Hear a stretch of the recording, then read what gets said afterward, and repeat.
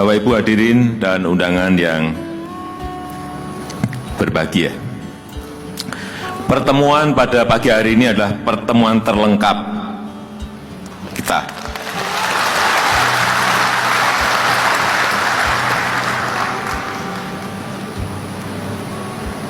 Saya ingin agar semuanya bisa sambung satu garis dari pusat sampai ke daerah. Dan juga perlu saya sampaikan, mengelola negara sebesar negara kita, Indonesia ini, tidaklah mudah. Beda dengan negara-negara yang lain. Jumlah penduduknya saja, sekarang sudah 267. Jumlah pulaunya, 17.000 pulau. Beragamnya budaya, suku, agama juga semakin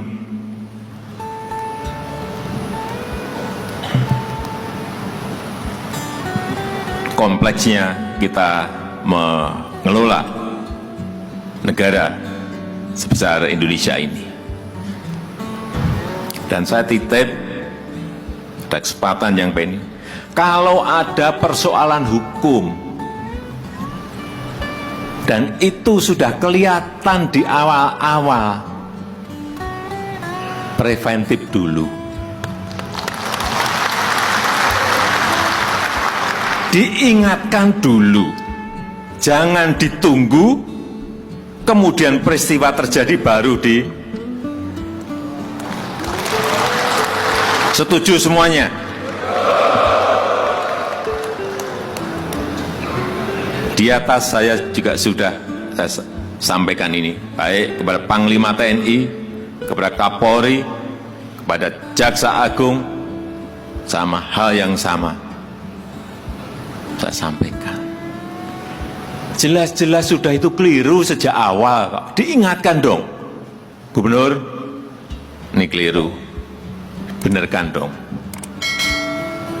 Jangan ditunggu ngerti keliru, ditunggu sampai terus dikerjakan, baru setelah rampung baru ditebas. Tidak bisa seperti ini. Harus kita akhiri seperti ini.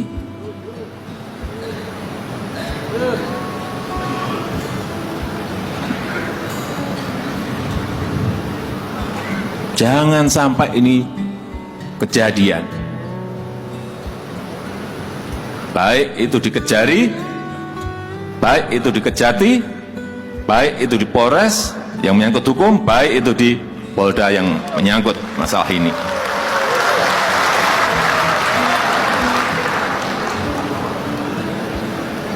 Selanjutnya juga yang berkaitan dengan kebijakan. Kebijakan. Jangan ada yang namanya kebijakan itu yang dikriminalisasi, dicari-cari. Saya mendengar ini banyak sekali. Kalau tidak ada mensrea, tidak ada niat jahatnya, ya jangan dicari-cari dong. Yang namanya orang itu, namanya pekerjaan itu banyak sekali. Saya berikan contoh misalnya di DKI. Yang namanya mata anggaran itu 57.000 mata anggaran. Ya, kalau ada yang keliru 1, 2, 3, segera cepat diingatkan. Gak mungkin ngontrol segitu banyak kegiatan, gak mungkin seorang gubernur, seorang bupati, seorang wali kota diingatkan awal-awal sebelum dia bekerja melaksanakan program itu. Inilah yang kita harapkan, mindset kita, pola pikir kita rubah semuanya dalam bentuk pelayanan-pelayanan kepada masyarakat. Jadi Lelang, yang namanya lelang, pengadaan barang dan jasa. Ini yang bertahun-tahun sejak saya masuk ke pemerintahan 15 tahun yang lalu sampai sekarang ini belum berubah banyak dalam pengadaan barang dan jasa. Kenapa sih kita tidak mulai yang namanya lelang pengadaan barang dan jasa itu dimulai bulan Januari? Kenapa terus kita menunggu-nunggu sampai September baru lelang? Ada apa ini? Sehingga kualitas barang yang dihasilkan, kualitas produk yang dihasilkan menjadi jelek. Itu pasti pekerjaan yang dilakukan di akhir-akhir. Bulan November masih ada lelang. Bulan November itu masih ada lelang. Coba cek di LKPP yang namanya e-procurement, bukan yang e-purchasing tapi yang e-tendering. E-tendering yang konstruksi 31 triliun itu masih dimulai di bulan November. 31 triliun e-tendering konstruksi di bulan November. Ini mau apa? Jadi barang apa nanti? Ini konstruksi loh ya, bukan pengadaan barang dan jasa. Kayak gini diterus-teruskan, mau jadi apa barang itu? Kalau ada jembatan ambruk, ada SD ambruk, ada gedung SMP ambruk, ya nggak kaget saya. Pas bulan basah, hanya waktu tinggal 2 bulan dikerjakan. Mau jadi barang apa coba? Kenapa sih tidak dimulai bulan Januari lelangnya? Pelaksanaannya bulan Maret, selesai bulan Agustus atau September selesai.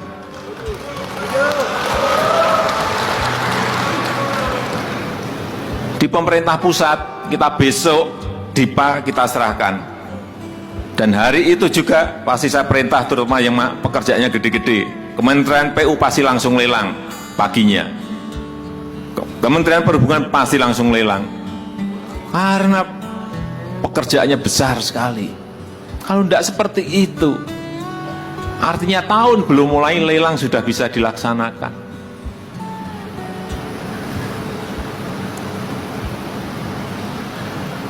Kultur seperti ini harus kita mulai. Meskipun sudah berapa kali juga saya ingatkan, kultur seperti ini harus dimulai. Bekerja dimulai Januari itu penting sekali, sehingga kita mempunyai rentang waktu yang panjang dalam mengerjakan setiap program. Karena itu juga berpengaruh pada pertumbuhan ekonomi. Kalau Januari dimulai, pertumbuhan ekonomi itu juga akan terpengaruh karena peredaran uang akan semakin banyak yang ada di daerah, yang ada di masyarakat. Tapi model seperti ini kok diterus-teruskan terus. Saya cek LKPP yang e-tendering 31 triliun tender konstruksi masih berjalan. Nah, tolong ini dicatat.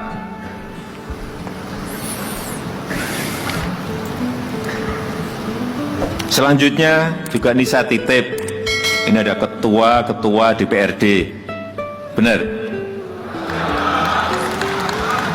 Gubernur, bupati, wali kota, ada semuanya.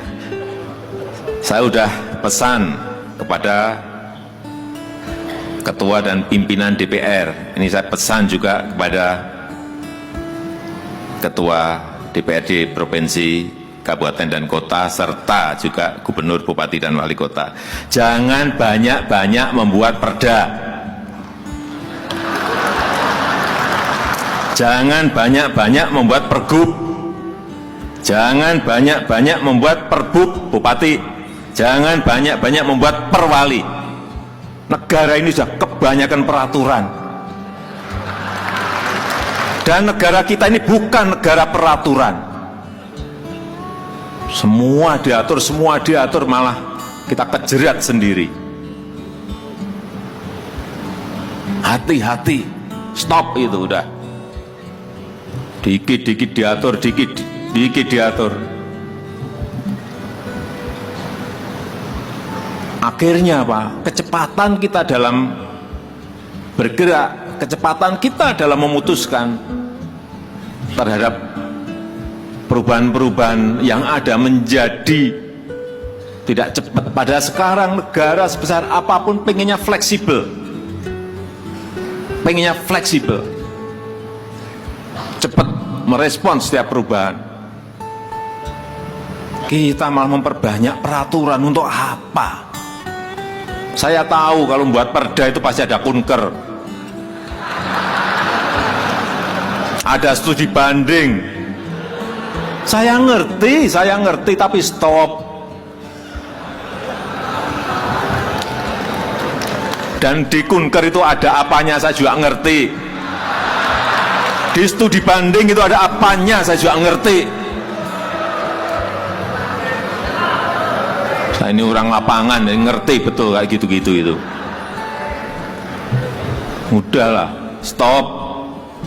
Apalagi perda-perda yang justru meruwetkan dan membebani masyarakat. Udah stop. Kita justru ini, ntar lagi kita akan mengajukan yang namanya Omnibus Law. Mengajukan kepada DPR kira-kira 70-74 undang-undang yang akan kita revisi sekali jadi satu undang-undang.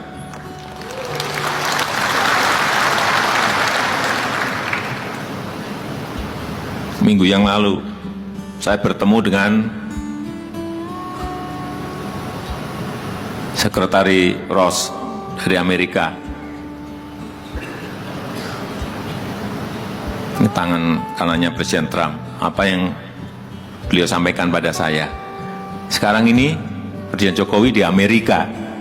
Itu kalau menteri mau membuat peraturan menteri, satu, dia harus menghapus 2 peraturan menteri yang sebelumnya. Tahu?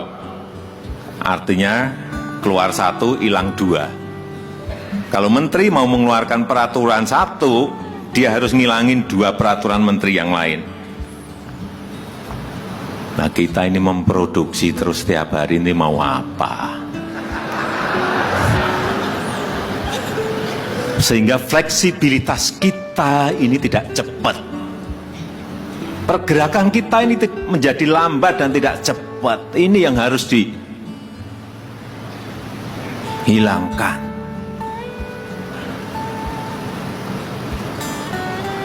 Kultur seperti ini harus kita miliki. Saya ini juga mau buat aturan itu juga. Nah, sekarang menteri mau membuat peraturan menteri permen, boleh 1 tapi hilang 10. Bukan 2, tapi baru saya hitung-hitung hilang berapa ini. Biar permen-permen itu hilang semuanya juga. Nah, kebanyakan peraturan kita pusing sendiri. Inilah model ke depan. Hampir semua negara akan menuju ke situ. Fleksibilitas itu yang paling penting. Kecepatan itu yang paling penting. Semua negara akan menuju ke situ. Siapa yang lebih cepat mendahului, dia yang akan menang. Udah.